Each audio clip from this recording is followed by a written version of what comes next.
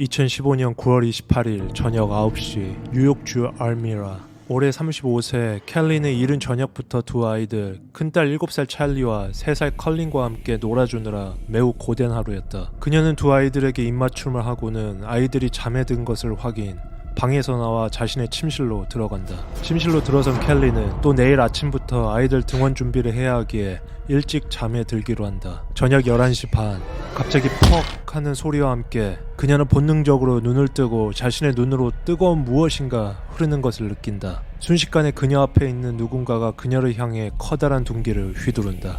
그녀는 본능적으로 그를 밀치고 바로 1층으로 향하는 계단으로 필사적으로 도망가며 동시에 소리를 지른다. 1층으로 뛰어내려가 부엌으로 연결된 뒷문으로 나가기 위해 필사적으로 뛰는 켈리. 하지만 부엌 끝부분에서 그녀의 뒷머리채를 잡고 넘어뜨리는 검은 마스크의 사람. 그녀의 배 쪽으로 올라와 그녀를 손에 들린 둔기로 마구 시작한다. 그녀는 계속해서 아이들의 이름과 도망가라는 신음 섞인 작은 비명만을 지를 뿐이었다. 2015년 10월 13일 사건 2주 후 경찰과 생존자 7세 찰리와의 인터뷰. This guy came and started hitting my mom with like this pipe thingy. Can you tell me more about that? There was blood everywhere. On my door, on the floor, not on the carpet though. What did you hear? Like my mom ran to the door screaming. Can you tell me what he looked like? He was wearing jeans, a black long sleeve shirt, and a mask. Okay. What did the robber look like? He looked like my dad. And why do you say that? How did he look like your dad? The mask and his. 뉴욕주에 살고 있는 화목한 내 가족의 엄마 켈리 엘리자베스 스테이지를 무참히 살해한 살인범은 누구인가?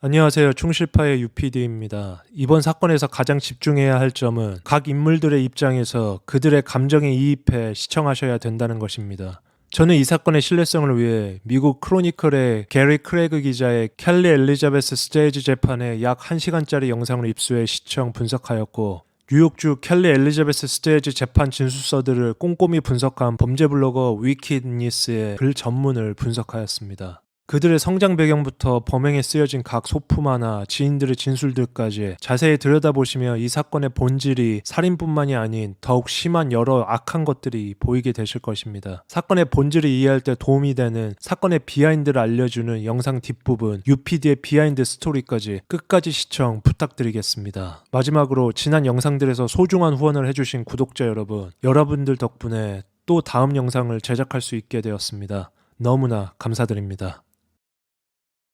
켈리 엘리자베스 스테이지.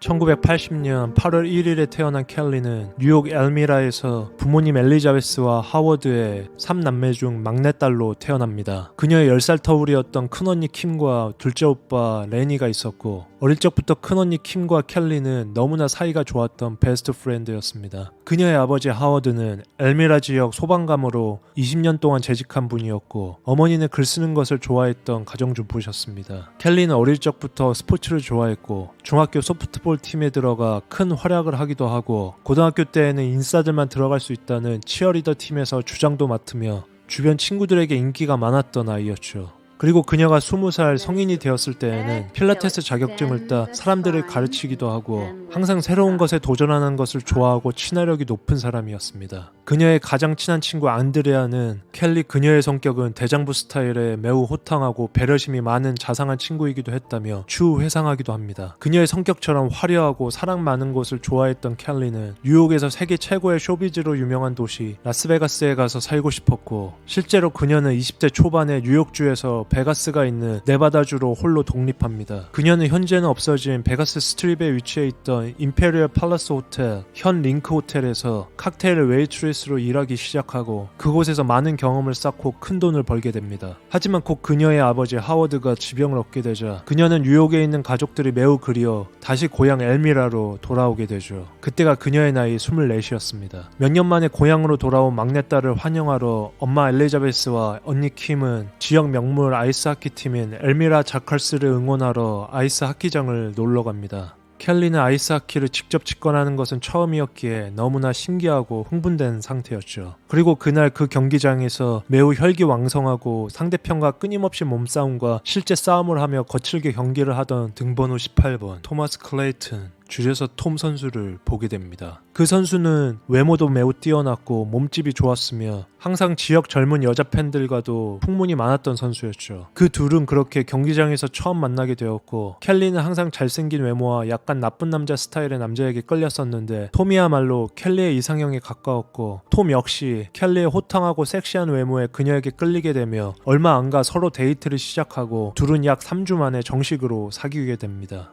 토마스 스캇 클레이튼, 일명 톰. 1978년 3월 17일생인 톰은 뉴욕 빙햄튼 출신이었고 사업가 스캇 클레이튼과 엄마 필리스 클레이튼 사이에서 태어났죠. 그 역시 뉴욕 엘미라에서 자랐고 어릴 적부터 스포츠에 엄청 열광했던 사람이었습니다. 그는 뉴욕 버팔로 카운티에 위치한 나이아가라 유니버시티에 입학했고 그 학교에 입학한 이유는 그 학교의 대학 하키팀이 유명했기 때문이었죠. 그는 나이아가라 대학 하키팀은 마이너리그 팀이었기에 이곳에서 경력을 쌓아 주후 미국 NHL 프로 하키팀의 1순위 지명으로 입단하는 것이 그의 목표였습니다. 그는 팀 내에서 자신만의 확실한 스타일이 있었던 스타급 선수였는데 항상 상대편 공격수와 몸싸움을 심하게 했고 남자다운 디펜스에 매우 뛰어났으며 실제 아이스하키 용어로 파이팅, 실제 1대1 싸움을 굉장히 잘했던 선수였죠. 그렇게 그의 커리어가 한참이었을 26세 때 엘미라 경기장에서 켈리와 만나게 된 것이었죠. 그 둘은 2-3년 동안 불타는 연애를 지속하다 2006년에 비로소 결혼에 꼴이 나게 됩니다.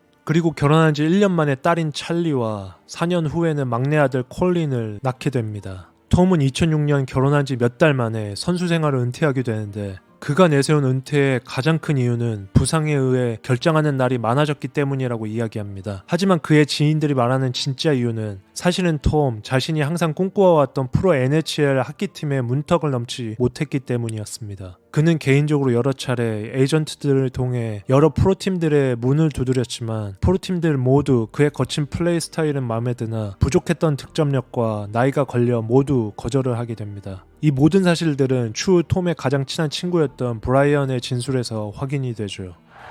Guys want to fight someone, just like when you're a little kid and you get so mad you just want to fight, you know. 그리고 그는 선수 생활 모아놨던 돈을 가지고 가장 친했던 친구 브라이언과 함께 사업체를 운영하기 시작합니다. 그는 약 2-3개의 사업체를 운영하기 시작했는데 하나는 여러 하우스들이 매입해 렌트로 돌리는 임대업과 서브 프로 레스토레이션이라는 주로 주택 보수공사, 상하수도공사, 곰팡이나 집 외관을 수리하는 업체를 운영합니다. 그리고 그의 이런 임대업과 서브 프로의 주택 보수 사업은 2-3년 동안 많은 이윤을 내게 됩니다. 그는 그렇게 선수생활 시절 만져보지 못한 돈들을 벌게 되면서 한마디로 그는 젊은 성공한 사업가가 돼버립니다. 그리고 그는 와이프와 아이들을 무척이나 아끼고 사랑했기에 2012년 드디어 켈리와 톰 가족은 아이들이 뛰어놀 수 있을 만한 아주 큰 꿈의 하우스를 매입하게 됩니다. 에미라 지역의 쥐난 로드 근처에 약 80평대에 가까운 큰 하우스였죠. 그들의 삶은 그렇게 승승장구하는 듯 보였고 주변의 이웃들과 지인들도 모두 그렇게 아름다운 하우스를 소유하고 어여쁜 두 아이들을 키우고 있는 톰과 켈리의 가정이 매우 보기 좋고 화목해 보였다고 말합니다. 집을 구매하고 약 3년 동안 그 자리에서 안주하지 않고 톰은 역시 계속해서 열심히 자신의 사업을 넓혀갔으며 자신이 투자할 부동산 집들을 여러 채 구매하기 시작했고 와이프인 켈리 역시 근처 카페에서 매니저 일을 계속하며 많은 돈을 모아나갑니다. 그렇게 그들은 투자 형식으로 구매한 집들이 약 4-5채가 되었고 그중 3채는 임대로 돌려 달마다 임대료를 받기 시작합니다. 켈리의 전친이었던 안드레아는 이 모든 이야기들을 켈리에게 듣고 집에도 놀러가며 톰과도 같이 만나 밥도 먹고 아이들과도 친하게 지내는 사이가 되죠. 그리고 역시 켈리의 조카였던 16살 몰리도 톰의 사업체 중 하나였던 서브 프로에 취직하게 됩니다. 이모의 입김으로 바로 일자리를 얻게 된 것이었죠. 그날의 타임라인. 지금부터 나오는 타임라인과 진술들은 모두 경찰 감식팀의 과학적 분석과 생존자였던 그들의 큰딸 찰리의 진술로 밝혀진 사실임을 밝힙니다. 그들이 결혼한 지 9년째 되는 2015년 9월 28일 월요일 밤 9시경 이날 켈리는 아이들에게 여느 때와 같이 입맞춤과 함께 사랑한다며 아이들을 잠에 재우고 집 현관문을 잠그는 것도 잊지 않습니다. 그녀의 남편 톰은 매주 월요일마다 포커게임을 같이 하는 친구 밀러의 집에 있었고 켈리는 남편 먼저 자신의 침실로 가 잠이 듭니다. 2시간 30분 후 저녁 11시 30분 켈리는 자고 있는 자신의 침실에서 누군가 예리한 둔기로 자신의 머리를 강하게 내리친 것을 느끼고 잠에서 깨버립니다. 그녀에게 향한 첫 번째 공격으로 그녀는 의식을 잃고 쓰러져야 했지만 그녀는 본능적으로 바로 일어나죠. 그리고 그녀는 자신을 공격한 사람을 바로 밀치고 방에서 1층 거실까지 필사적으로 뛰기 시작합니다. 그리고 1층으로 연결되어 있는 이 계단으로 향하며 2층 방에서 자고 있던 7살짜리 큰딸 찰리에게 도망가라며 소리치기 시작합니다. 1층으로 내려온 켈리는 이내 신원불상의 공격자에게 뒤편에서 목이 잡히고 마침내 부엌 가쪽에서 뒤로 자빠집니다. 그리고 그 범인은 그녀의 배에 올라타 그녀가 사망할 때까지 그녀의 상체, 얼굴 주변으로 둔기로 기 시작하죠. 잠에서 깬 큰딸은 이 소리를 듣고 2층의 자신의 방에서 1층 계단 쪽으로 내려가 그녀의 엄마가 누군가에게 살해당하는 장면을 고스란히 지켜봅니다. 그리고 그 모든 장면들은 그 어린아이의 뇌리에 강하게 박히게 되죠. 그녀를 살해한 직후 범인은 부엌 뒤편으로 나 있는 문으로 바로 도망치고 범인이 나간 후 딸인 찰리는 켈리 곁으로 가 마지막 숨이 붙어 있었던 엄마를 꼭 안아줍니다.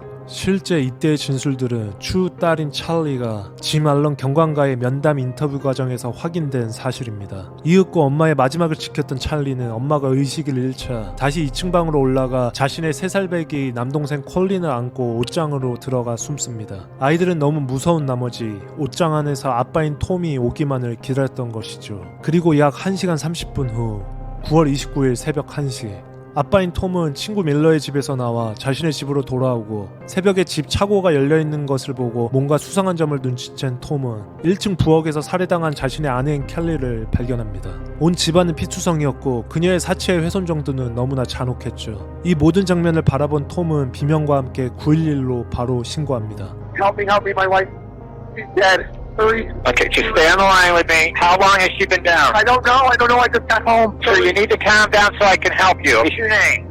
My name's Tom. She's beyond CPR. Yeah. Sir, can you tell me why you think she's beyond CPR? Just not me. 그리고 바로 10분 만에 도착한 경찰은 톰에게 사건의 자초지종을 묻고 집 안으로 들어가 생존자였던 두 아이들을 옷장에서 발견. 그 아이들은 충격에 아무런 말을 하지 못합니다. Nobody's going in right now. We gotta clear this house. Just cover me. I'm gonna go upstairs. I gotta go up and clear it. They're over here. The kids' rooms are over here. There's blood in the kids' room. Okay, kids' rooms. This one's clear. Trying not to step on anything. Okay, clear. Let's get the hell out of this. House is clear. I got a female, mid-30s, early 40s, completely beaten in. Husband's story right now. Kids were home with mom. Husband's claiming he was out playing poker. Came home. Kid said, "Daddy, there was a robbery." Yeah, there's blood all over. She's been dragged. 경찰은 다시 남편인 톰에게가 사건 당시 어디에 있었냐며 물었는데 그는 여느 때와 같이 친구인 밀러의 집에서 포커게임을 하다 왔고 집에 들어왔더니 차고는 열려 있었고 부엌에는 아내가 살해당해 있었다며 절규하며 진술합니다. 그리고 경찰은 큰딸인 찰리에게도 사건에 대해 물었더니 아이는 엄마가 강도에게 당한 것 같다며 이야기합니다. 그 시간에 알리바이가 확실한 남편 톰에게는 의심의 시선을 거둔 경찰이었지만 딱 한 가지 그 집에 약간은 수상한 점을 발견합니다. 그 점은 바로 만약 이 사건이 강도나 절도범들의 소행이었다면 집안에 있던 귀중품이나 현금들이 없어져야 했는데 그 모든 것들은 그대로 있었고 켈리만 살해하고 나간 점, 그리고 결정적으로 범인이 들어온 것으로 추정되는 차고문에는 강제로 침입한 흔적이 하나도 남지 않았기 때문이었습니다. 다시 말해 이 점들로 우리가 알 수 있는 점은 범인은 집으로 차고를 통해 편안히 들어왔고 바로 집안으로 침입한 후 정확히 자신의 타겟이었던 켈리만을 살해하고 도주했다는 것이었죠. 뻔히 집안에 있었고 그 모든 것들의 목격자였던 아이들도 그대로 남겨놓고 귀중품과 현금들도 그대로 놓고 말이죠. I remember running to the ambulance expecting to find them working on my sister. And I'm like, is my sister in there? Where's my sister? Where's my sister?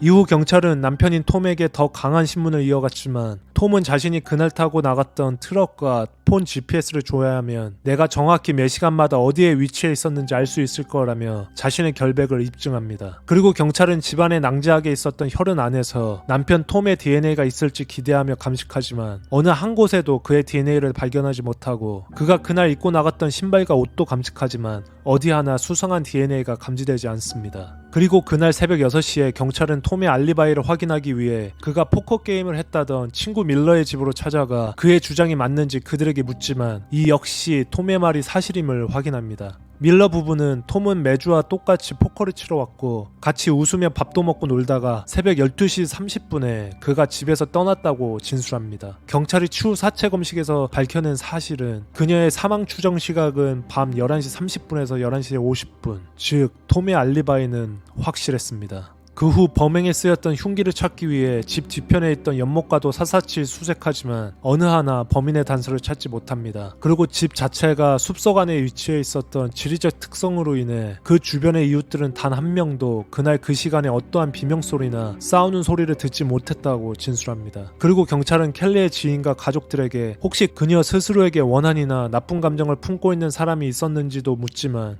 전혀 그런 원한 관계를 만들 사람이 아니라며 켈리의 인간관계는 매우 좋았다고 증언합니다. 심지어 켈리가 일했던 카페의 손님과 동료들까지 그녀는 인성적으로 매우 훌륭했던 사람이라 경찰에게 진술합니다. 그래서 경찰은 이 동기 없는 계획살인에 매우 고심에 빠지게 되죠. 이 사건이 약 2주 동안 콜드케이스로 가는 길목 도중 마지막으로 경찰은 유일한 생존자이자 목격자였던 큰딸 찰리에게 마지막 기대를 걸고 면담을 진행합니다. 뉴욕주 짐 알런 경관과의 면담에서 큰딸 찰리는 매우 중요한 하나의 진술을 하게 됩니다. In the middle of the night, this guy came and started hitting my mom with this thingy.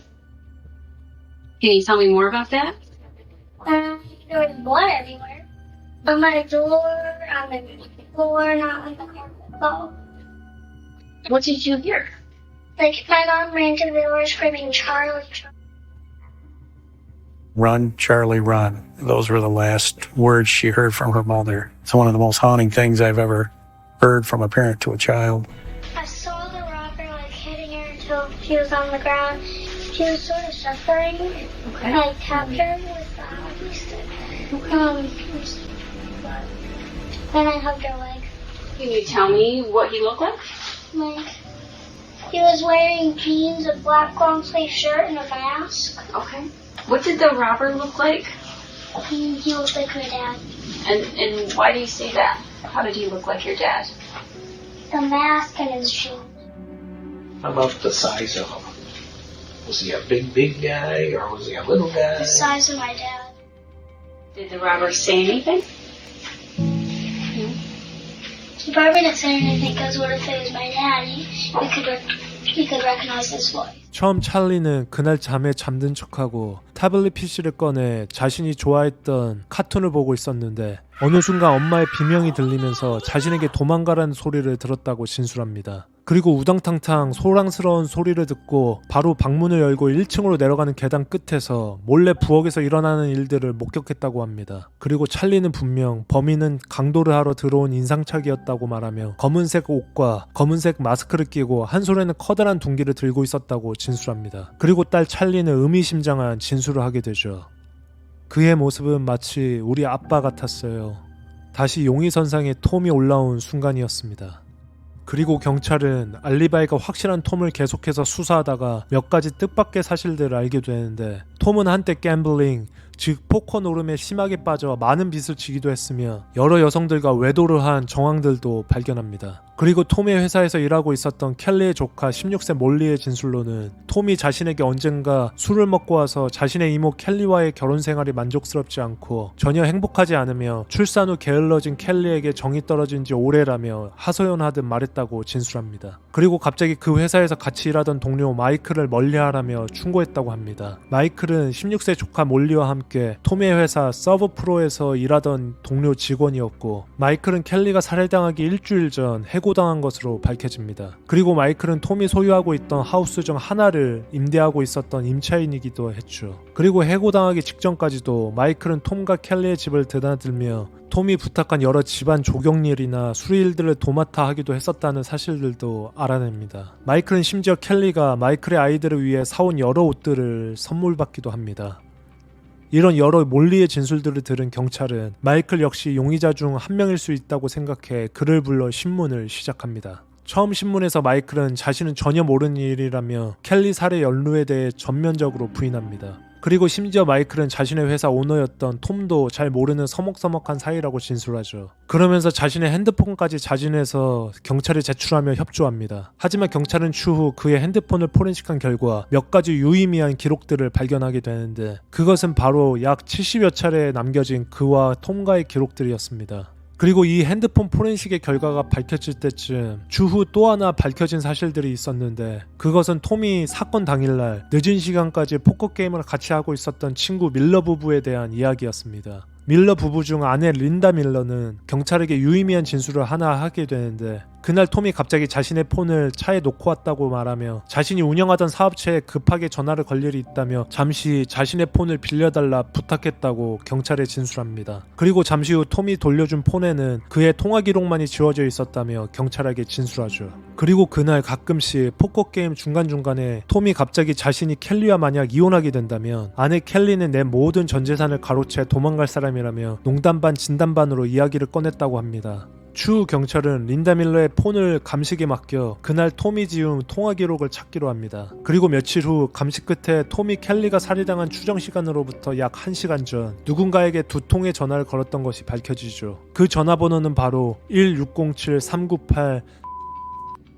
그 번호를 가지고 경찰은 자신들의 데이터베이스와 페이스북의 서치 기능을 이용해 그 번호의 주인을 찾아내는데 그 사람은 바로 마이클 베어드, 톰의 직장에서 일주일 전 해고된 그 마이클이었습니다.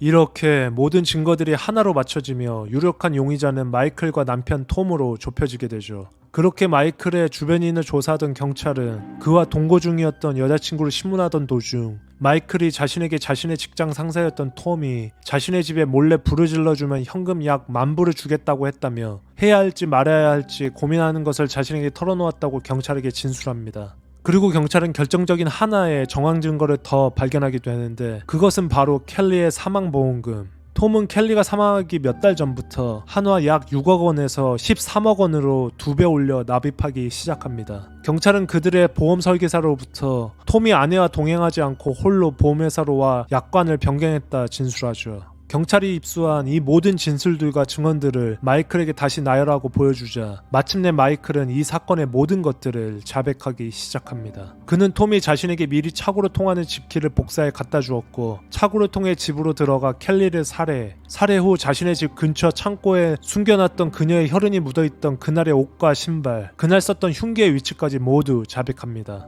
그리고 그는 커다란 도끼의 날 부분을 빼서 손잡이 부분으로만 만든 그 커다란 흉기로 켈리를 살해했다 자백합니다. 그리고 톰이 자신에게 약속한 10,000불뿐만이 아니라 그녀를 살해하면 더욱 많은 돈을 줄 것이라 확신했기에 이런 범행을 저질렀다고 실토하죠. 하지만 이때의 진술들은 정식 진술 시간에 나온 자백이 아니어서 경찰은 녹음하지 못했고 추후 이런 이유 때문에 마이클은 진술을 여러 번 바꾸게 됩니다. 아무튼 그의 자백을 들은 직후 경찰은 바로 남편인 톰과 마이클을 정식 체포합니다.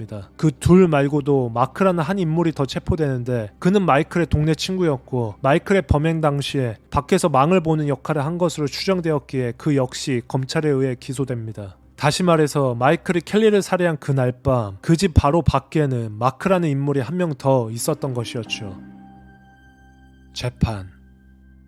켈리 살해 사건 1년 후 2016년 10월쯤 시작된 마이클과 톰의 재판에서 마이클은 기존에 자백했던 모든 사실들을 부인하기 시작합니다. 자신에게 톰이 자신의 집에 불을 질러달라는 제안이 실제로는 있었지만 자신은 실행하지 않았고 따라서 그의 집으로 들어가 켈리를 살해하지도 않았다며 주장합니다. 그가 부인한 사실관계는 이러했습니다. 그는 실제 톰과의 거래를 실행하기 위해 11시경 그의 집으로 가기는 했고 그 시간 그의 집에서 누군가가 켈리를 먼저 살해하고 나오는 것을 보았는데 그 범인이 자신과 직면했을 때 가지고 있었던 흉기를 자신에게 던져 그 혈흔들이 마이클 자신의 몸에 모두 묻었으며 실제 범인은 도주했고 자신의 옷에 곳에 그녀의 혈흔이 묻었기에 너무 무서워 그 흉기를 자신의 집 창고에다 숨겨놓은 것이라며 진술을 변경합니다. 하지만 검사 측이 제시한 증거, 켈리의 첫 번째 공격 상황이 발생된 그녀의 침실에서 그의 DNA가 발견된 것을 검사 측이 주장해 명백히 마이클 그가 집안에 직접 들어와 있었다는 사실들을 증명하게 되죠. 이렇게 그의 추후 변경된 진술들은 모두 거짓이었던 것이었습니다. 그리고 약 7시간의 배심원단들의 심사 끝에 켈리 스테이지를 살해한 1급 살해 혐의로 기소된 마이클은 유죄가 확정됩니다. 그리고 그는 가석방이 없는 무기징역을 선고받죠.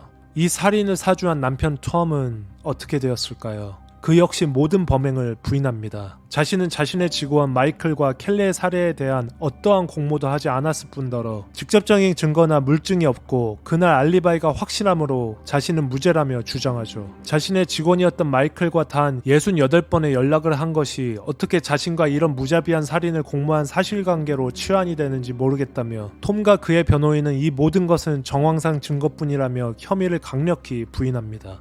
하지만 검사는 직접적 물적 증거가 없더라도 포렌식된 폰에서 발견된 그와 마이클과의 수십 통의 전화와 문자 메시지가 그 둘의 공모관계를 말해주고 있으며 켈리가 사망하기 몇 달 전부터 그녀의 사망보험금이 13억 원으로 뛴 점, 그녀가 살해당하기 몇 시간 전에 찍힌 마이클이 직접 몰고 있는 빨간색 톰의 트럭이 도로에서 CCTV에 찍힌 점을 들어 그가 확실한 살해를 사주한 공범이라 주장합니다. 이 CCTV에는 켈리가 살해당한 날 해가 지기 바로 직전에 두 대의 트럭이 찍힌 장면을 보여주는데 한 대는 톰이 운영하던 서브프로 회사의 녹색 트럭 한 대가 지나가고 1시간 있다가는 바로 빨간색 톰의 트럭이 지나간 것이 찍히게 됩니다. 검사는 이 장면이 둘의 공모관계를 확실히 보여주고 있다며 처음 지나간 자신의 회사 로고가 박혀 있었던 녹색 트럭 한 대에는 사장 톰이 자신의 친구 밀러의 집으로 가고 있었고 1시간 후 톰의 빨간 트럭에는 그의 직원이었던 마이클이 타고 있었으며 켈리를 살해하러 가는 도중이었다고 주장합니다. 그리고 마이클의 폰이 켈리가 살해당한 시점에서 꺼져 있다. 그녀가 죽은 이후 다시 전원이 살아난 점. 아마 톰은 그 당시 자신의 위치를 숨기기 위해 폰의 전원을 끈 것으로 추정합니다. 그리고 그녀를 살해하고 도주한 후라고 추정되는 그 시점에 마이클이 빨간 톰의 트럭을 다시 몰고 톰의 오피스 근처에다 그 차를 파킹한 후 자신이 몰고 온 오토바이를 타고 나가는 이 모든 장면이 CCTV에 찍히게 된 것을 근거로 그 둘의 공모관계는 입증되었다 주장합니다. 그리고 약 6시간의 배심원단들의 심사 끝에 남편 톰은 켈리 살해를 공모한 살해 공범과 사주 혐의로 유죄가 확정됩니다. 톰 역시 마이클과 같이 피터 브래드스트리 판사에게 가석방 없는 종신형을 선고받게 되죠.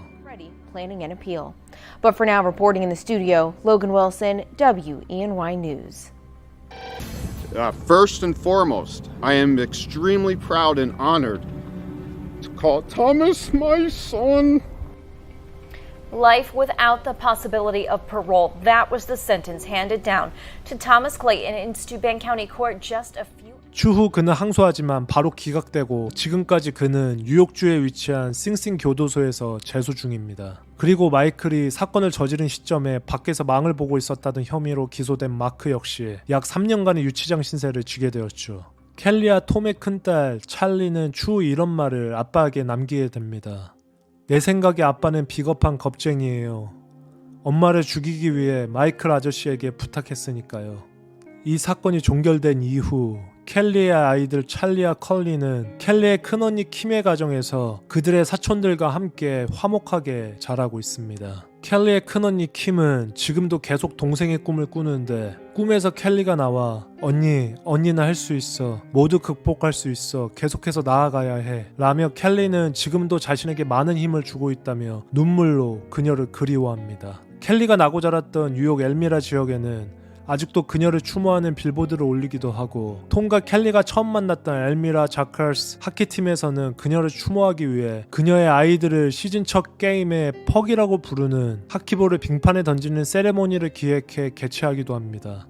켈리는 아직도 이 모든 사람들의 기억 속에 생생하게 미소를 띠며 웃고 있습니다. UPD의 비하인드 스토리. 추후 재판에서 톰은 켈리가 살해당하기 직전까지 매우 많은 여성들과 바람을 피고 있었다는 사실이 적나라하게 공개됩니다. 첫 번째로 켈리가 살해당하기 몇 달 전에 이미 그녀의 사망보험금을 13억 원으로 올렸던 톰 기억하시나요? 톰은 13억 원으로 올리는 동시에 그 보험금을 관리해 주었던 보험 설계사와 외도를 했던 사실이 밝혀집니다. 심지어 그 보험 설계사와 자신의 직원 중 한 명의 여직원과 다 함께 3명이서 성관계를 가졌던 사실을 직접 보험 설계사가 추후 재판에 나와 진술하죠. 그리고 또 한 명의 여성은 톰의 하우스들을 관리하고 있었던 부동산 회사의 한 여성 직원이었는데 그녀는 재판에 나와 그와 총 5차례의 성관계를 맺었으며 2번 정도는 그의 또 다른 집에서, 한 번은 그의 사무실, 또 한 번은 켈리가 살던 본가에서, 그리고 마지막 한 번은 심지어 켈리가 살해당한 후 부동산 회사 오피스에서 그와 관계를 가졌다고 진술합니다. 그리고 또 한 명의 다른 여성은 켈리의 제일 친했던 친구 안드레아. 2015년 2월 켈리가 살해당하기 7개월 전 톰은 켈리의 가장 친한 친구 안드레아에게 상담할 것이 있다며 그녀와 만남을 청했고, 안드레아의 진술로는 둘이 만난 레스토랑에서 톰이 자신의 아내 켈리와의 성관계가 만족스럽지 않고 그녀를 지켜주고는 싶지만 그녀가 그렇게 썩 마음에 들지 않아 밤에 흥분되지도 않는다며 매우 힘들다는 표현을 했다고 합니다. 그리고 서로 친근하게 그를 위로하고 있던 차에 톰이 그녀에게 2번이나 키스를 시도하려고 했고 안드레아는 그 자리를 뿌리치고 나왔다고 진술하죠. 그 이후에 켈리를 만난 안드레아는 그때의 일을 켈리와의 관계가 이상하게 될까 걱정되어 굳이 그날의 일을 언급하지 않았다고 진술합니다. 마지막으로 톰은 켈리의 조카 16세 몰레에게도 성관계를 제안했었다는 사실이 재판 참고인 진술 때 밝혀지기도 합니다.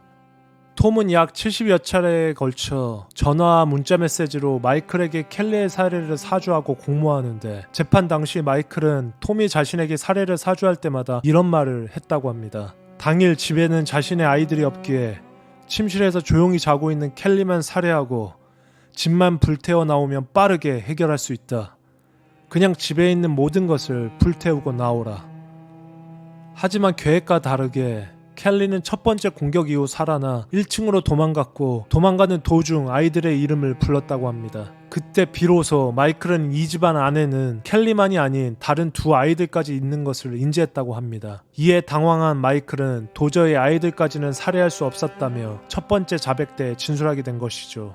만약 켈리가 침실에서 홀로 살해당하고 도망가라며 방에 있는 아이들에게 소리 지르지 않았다면 마이클은 그 집에 아이들이 자고 있다는 사실을 모른 채 실제로 그 집 전체를 불태웠을 것이라는 말이 됩니다. 소름 끼치게 이 가정이 말해주는 사실은 남편이자 2 아이의 아빠였던 톰은 이미 그의 아내 켈리뿐만이 아닌 자신의 아이 2명까지 화염 속에서 없어지길 바랬는 건지도 모른다는 사실입니다.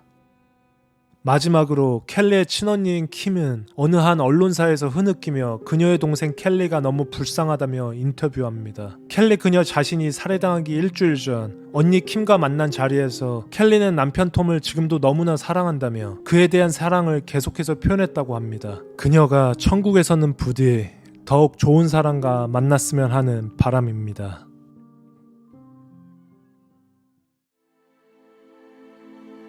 다음 사건 파일이 궁금하시다면 구독, 좋아요, 알림 설정 부탁드리겠습니다.